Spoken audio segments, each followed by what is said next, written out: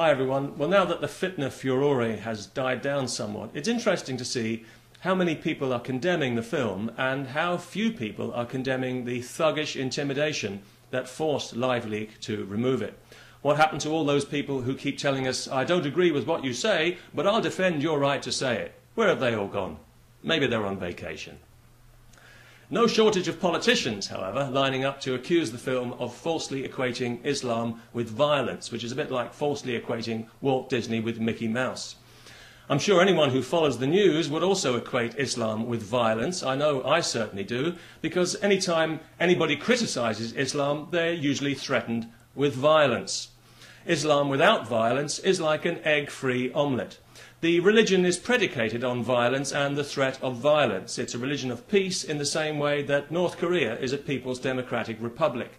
But we're not allowed to say that, because if we do, we'll be threatened with violence. When the film was actually removed under threat of violence, some Muslims actually had the nerve to congratulate LiveLeak for promoting tolerance on the internet. I tell you, whenever I think about this stuff now, I feel like I'm in a hall of mirrors, don't you? To be fair, Dutch Muslims do deserve some praise because they could have reacted violently and probably got away with it. We all know that. So all credit to them for not exploiting the situation.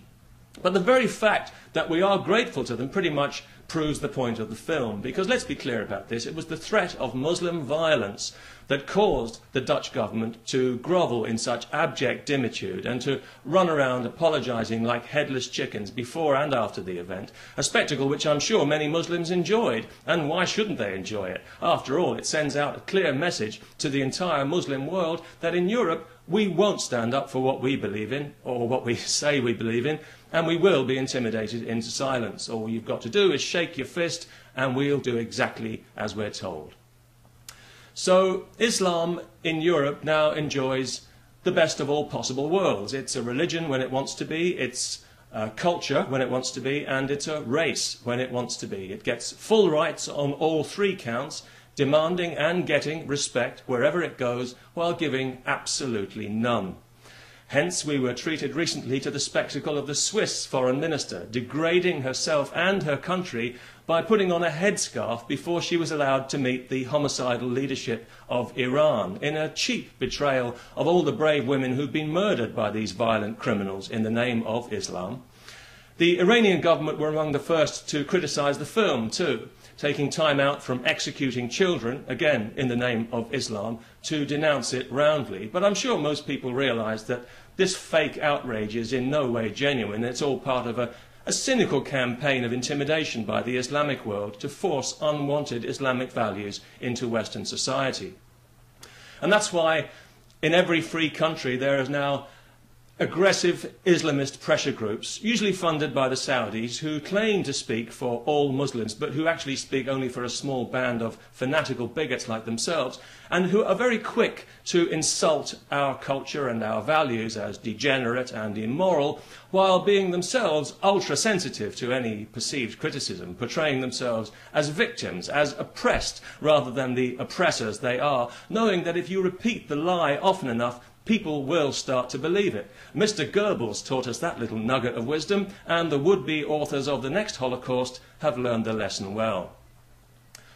Now, luckily for me, I don't get insulted easily on a personal level, not even at being called a racist cuffer, as some idiot called me recently. But when somebody attacks my culture, well, that's a little different, because that's an assault on my values. It diminishes my sense of self-worth. I believe it violates my human rights, and I think it should be prosecuted as a hate crime. It's irrational, it's paranoid, and really, I think there's only one word to describe it, and that is civilization phobia.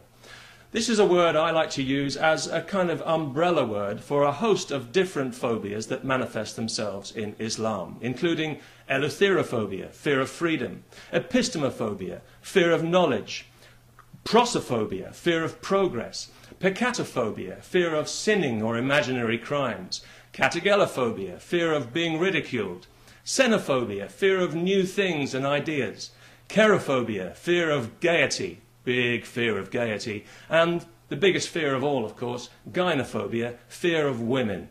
Islam is terrified of women. And that's why all over the internet you'll find clips from Arab television where, along with all the rampant Jew-hating and other propaganda aimed at turning children into murderers, you'll find clerics calmly explaining under what circumstances a man may beat his wife in the religion of peace. That's right, a man may beat his wife. And they wonder why we don't want this stuff in Europe. If you lay a violent hand on a woman, you're not a man, you're an animal. And I don't care how many so-called scholars tell you that cowardly brutality is the will of God.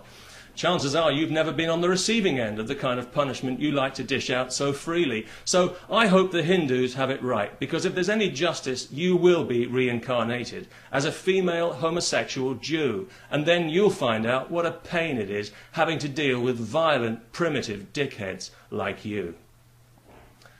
You know, when I was growing up, I never thought I would be ashamed to live in the 21st century. I thought it was going to be a new golden age, the space age, an age of knowledge and discovery. We'd have shaken off the shackles of superstition by now, surely. We'd had the technology to reach for the stars, maybe even create paradise right here on Earth. I remember looking forward to it. Well, here we are. And what have we got? We've got Islam, a violent 7th century desert dogma that wants to take over the world, remove our freedom, subjugate women, brainwash children, persecute Jews and homosexuals, and drag us all back 1,000 years. And all we can do is make excuses for it for fear of causing offence. We really are pathetic, aren't we? You know, I think people living 500 years from now will look back on this period of history and they'll laugh at us. Well, wouldn't you? Peace.